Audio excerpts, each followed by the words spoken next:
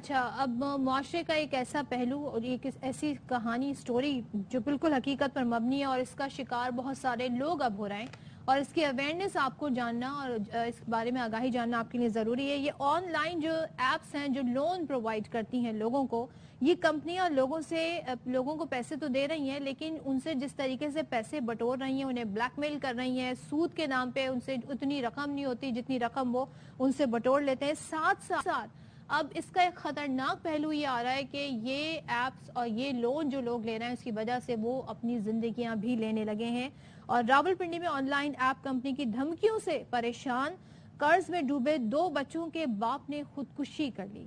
واقعے کے بعد ایف آئی اے حرکت میں آئی اور جو وفاقی تحقیقاتی ادارہ ہے اس نے آن لائن لون ایپس کے خلاف ایکشن کا فیصلہ کر لیا ہے۔ ایف آئی اے کی ٹیم نے متوفی مسعود کے بھائی اور ان کی اہلیہ کے بیانات ریکارڈ کیے ہیں، ان سے جاننے کی کوشش کی ہے، اور جو مسعود کا ٹیلی فون تھا، ظاہر ایپ اسی فون میں تھی، اس کا فورینزک کرنے کے لیے اسے لیب بھجوا دیا ہے۔ لوائقین نے آن لائن ایپ کی جانب سے دی جانے والی دھمکیوں کی آڈیوز بھی ایف آئی اے ٹیم کے حوالے کر دی ہیں۔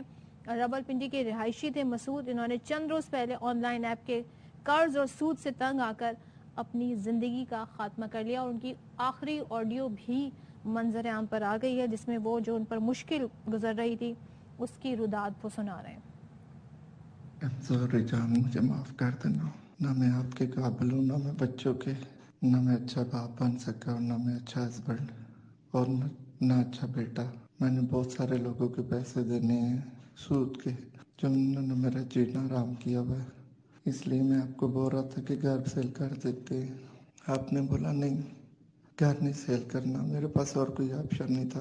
مجھے معاف کر دینا، میرا موبائل بند رکھنا کم از کم 1 مہینہ، اور بعد میں سے میں نکال کے فون منیب کو دے دینا۔ ایم سو سوری، مجھے معاف کر دینا۔ یہ افسوسناک واقعہ پیش آیا ہے اور وہ اظہار کر رہے تھے کہ ان کے ساتھ کیا بیت رہی تھی۔ آپ کو یہ بتائیں، جو مسعود کی بیوہ ہیں ان کے مطابق بچوں کی فیسوں اور مکان کے کرائے کے لیے ایک ایپ سے 13,000 روپے، صرف 13,000 روپے یہ قرض لیا تھا، جو چند ہفتوں میں سود کے ساتھ پہلے 50,000 تک پہنچا، اور اس قرض کو یعنی اس 50,000 کو چکانے کے لیے انہوں نے دوسری ایپ سے مزید ادھار لیا۔ لاکھوں روپے ادا کرنے کے باوجود ایپ کمپنی کے نمائندے مسلسل تنگ کر رہے تھے۔ تو یہ صورتحال ہے، اور مطلب ایک ادھار اتارنے کے لیے دوسری ایپ کمپنی سے مزید ادھار لیا۔ کہتے ہیں ٹھیک ہے، کون سے بات کر رہا ہوں سر ویٹ کریں، وہ مامون نہ رہے ہیں۔ یار ایک سے نمبر لیا وہ کہہ رہے مسعود کا نمبر ہے، دوسرے سے لیا وہ کہہ رہے تو کہہ رہے میرا ماموں ہے، کیا مذاق بنایا ہوا یار تم لوگوں نے؟ آپ کے کانٹیکٹ نمبروں پہ کالے کر کے پھر پتہ کروں یہ کون ہو تم لوگ۔ آپ کے کتنے پیسے دینے ہیں ماموں نے؟ 22,356 روپے۔ آپ کیسے پتا چلا میرے پیسے دینے لوگوں کے گھروں میں کالے کروں وہ اچھا رہے گا؟ انہوں نے لیے ہوئے 22,356 روپے۔ 13,000 لیے تھے انہوں نے تو۔ آپ کو کیا پتا انہوں نے 13,000 لیے تھے؟ چیک اوپن کر کے دیکھ لو، میں جھوٹ بول رہا ہوں تو تم لوگ فرائیڈی ہو سارے، کانٹیکٹ نمبروں پہ کالے کروں گا۔ یہ اچھا، مسعود سارے باہر نکلو گے، گیلری کا ایکسس ہوتا ہے سارا ہمارے پاس۔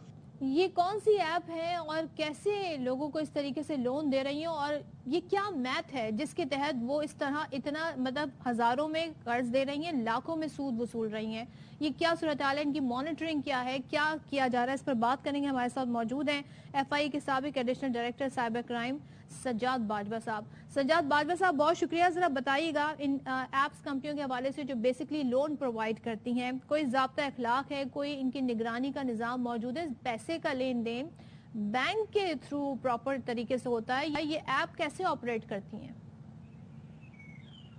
السلام علیکم، تھینک یو ویری مچ۔ وعلیکم السلام۔ دیکھیں، 2 قسم کی ایپس ہیں۔ ایک وہ ایپس ہیں جو کہ ان رجسٹرڈ ہیں، وہ ایس سی سی پی کے ساتھ یا کسی بھی ادارے کے ساتھ رجسٹرڈ نہیں ہیں، اور ایک ہیں جو ایس سی سی پی کے ساتھ انہوں نے ایز اے کمپنی رجسٹر کروائی اور اس کے بعد آپریٹ کری۔ جو بالکل فیک ہیں ان کا تو چھوڑ دیں، جو ایس سی سی پی کے ساتھ رجسٹرڈ ہیں ان کا بھی کوئی ریگولیٹری سسٹم نہیں ہے۔ سب سے پہلے تو کمپنی جب رجسٹر ہو رہی ہے تو وہاں لوکل بھی ہو رہی ہے اور انٹرنیشنل بھی، جو فارنر ہیں وہ بھی رجسٹر کرا رہے ہیں۔ اس میں چائنیز ہیں، انڈینز ہیں، افریقنز ہیں، اور اس طرح کے وہ جو جوائنٹ وینچر کر کے کمپنی رجسٹر کر رہے ہیں۔ اس میں نہ تو کوئی فائنینشیل سٹیٹس کا ویریفیکیشن ہے کہ جو کمپنی رجسٹر کر رہا ہے اس کا سٹیٹس کیا ہے، ना उसकी कोई वेरिफिकेशन का सिस्टम है।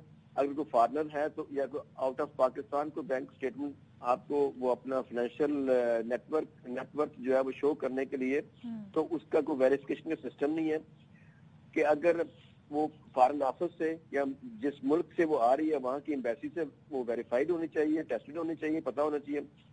फिर सेकंड है कि अगर वो रजिस्टर्ड हो गई है और उसके बाद तो उसका कोई मॉनिटरिंग का सिस्टम हो वो भी कोई नहीं है।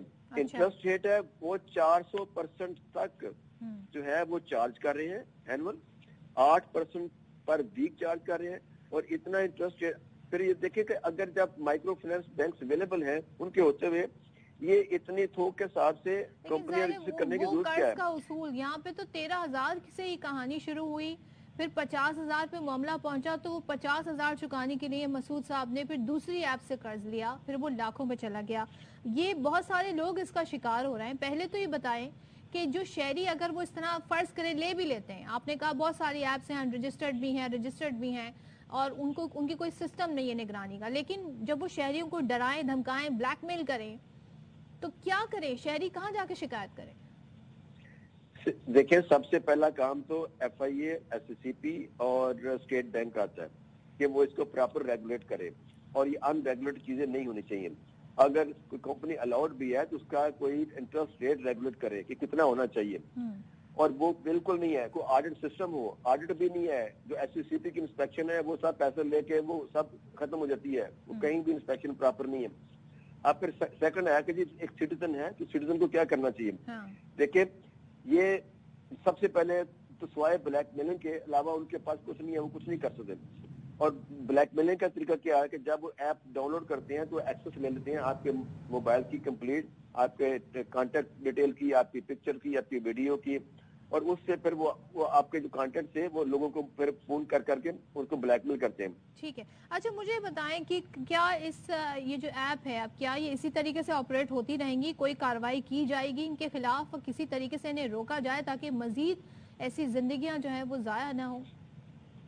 देखिए, मेरा जो तजर्बा है उसकी बेस पे मैं ये कहना चाहूंगा कि जब अगर तो वजीर आज़म पाकिस्तान ने इस पे कोई नोटिस लिया, इस पे कोई कमेटी बनाई, इसका कोई फॉलो अप किया, तो फिर तो कोई इसमें कोई बेहतरी की गुंजाइश है। अदरवाइज इसमें बेहतरी की गुंजाइश नहीं होगी, और इनको चाहिए कि फौरी तौर पे एक ऑडिट करें, वजीर इसके ऑडिट का ऐलान करें, और इसका जितने SCCP कंपनी है उनका भी, जो नॉन रजिस्टर्ड है उनका भी, और यानी जो लोगों से फ्रॉड हो रहा है वहाँ पे कोई प्रॉपर सिस्टम हो। और क्योंकि सजाएं नहीं हो रही, उसमें साइबर क्राइम के लोग भी शामिल हैं, वो भी इसमें मिले हुए हैं, और ये सारा ये साइबर क्राइम SCCP की जो रजिस्ट्रेशन हो रही है, वहाँ पे करोड़ों रुपया सिर्फ रजिस्ट्रेशन के दिया जा रहा है। चलिए, लेट्स होप क्या इस पे कोई एक्शन हो, और अगर ये हो जाए कि इन ऐप्स की बाकायदा तौर पर इनको मेंशन कर दिया जाए कि ये फ्रॉड हैं, ये गैर रजिस्टर्ड हैं, इन पे कार्रवाई होनी चाहिए। Thank you so much Sajjad Bajwa साहब हमारे साथ थे।